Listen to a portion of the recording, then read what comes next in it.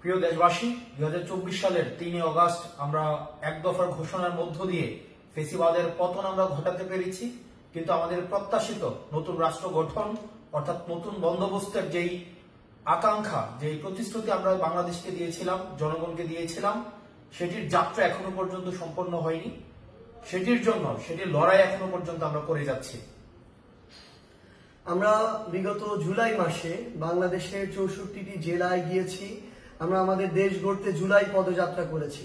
বিচার, সংস্কার এবং নতুন সংবিধান এই লক্ষ্যকে সামনে রেখে নতুন করে রাষ্ট্র পুনর্গঠনের জন্য আমরা জনগণের কাছে গিয়েছি। সাধারণ মানুষের আশা আকাঙ্ক্ষার কথা শুনেছি। মাঠ পর্যায়ে দাঁড়ে দাঁড়ে গিয়ে মানুষ কি চায়, এই বাংলাদেশকে কিভাবে দেখতে চায়, তাদের সেই কথাগুলো শুনেছি। এবং এই অভ্যুত্থানের সময় আমরা এই বাংলাদেশকে নিয়ে যে স্বপ্নগুলো দেখেছিলাম, আমাদের যে আকাঙ্ক্ষাগুলো, সেই আকাঙ্ক্ষাগুলো তাদের কাছে তুলে ধরেছি।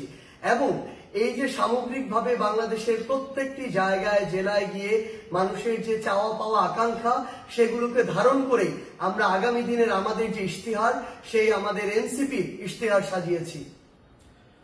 প্রিয় দেশবাসী, জুলাই গণ অভ্যুত্থানের 1 বছর পূর্তির দ্বার প্রান্তে আমরা।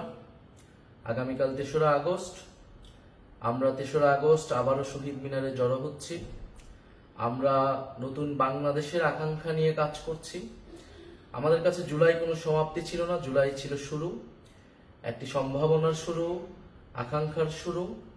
এই 1 বছর হয়তো আমাদের অনেক অপ্রাপ্তি রয়েছে, অনেক হতাশা রয়েছে, কিন্তু আমরা মনে করি যদি আমরা ঐক্যবদ্ধ থাকি, যদি আমাদের ভিতরে সেই স্বপ্নের বীজ এখনো থাকে, আমরা আমাদের সেই আকাঙ্ক্ষিত বাংলাদেশ গড়ে তুলতে পারবো।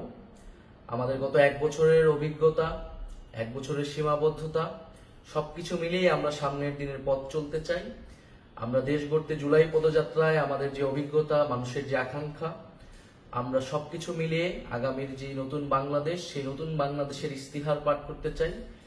জাতীয় নাগরিক পার্টির পক্ষ থেকে, গণ অভ্যুত্থানের নেতৃবৃন্দের পক্ষ থেকে আমাদের আগামীর বাংলাদেশ, আগামীর রাষ্ট্রকল্পটি আমরা ঘোষণা করতে চাই।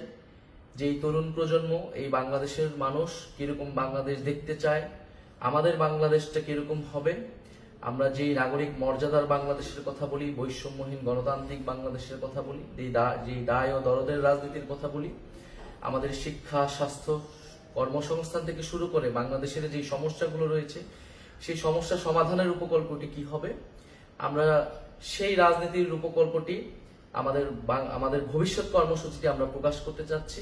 এবং এর মধ্য দিয়ে আমরা আমাদের জুলাই পদযাত্রার পরিসমাপ্তি টানতে যাচ্ছি। এবং 3রা আগস্ট 1 দফার যেই নতুন বন্দোবস্ত এবং ফ্যাসিবাদী ব্যবস্থার বিলোপ, সেই দিনটিকে স্মরণ করতে যাচ্ছি। আগামীকাল শহীদ মিনার বিকাল 4টায় আমরা জড়ো হচ্ছি। আপনাদের কাছে উদ্যত আহ্বান, আপনারা ঢাকা আসুন, শহীদ মিনার এসে যোগ দিন এবং আমাদের সাথে থাকুন, আমাদের প্রতি সেই আস্থাটি রাখুন। আমরা গণ অভ্যুত্থানে আপনাদের আস্থার প্রতীক হয়েছিলাম। আমরা আপনাদের সেই আস্থা ধরে রেখে বাংলাদেশ বিনির্মাণে জনগণের পক্ষে, বাংলাদেশের স্বাধীনতা, সার্বভৌমত্ব এবং নাগরিক মর্যাদা প্রতিষ্ঠার জন্য আমাদের যে লড়াই, সেই লড়াই চালিয়ে যেতে চাই।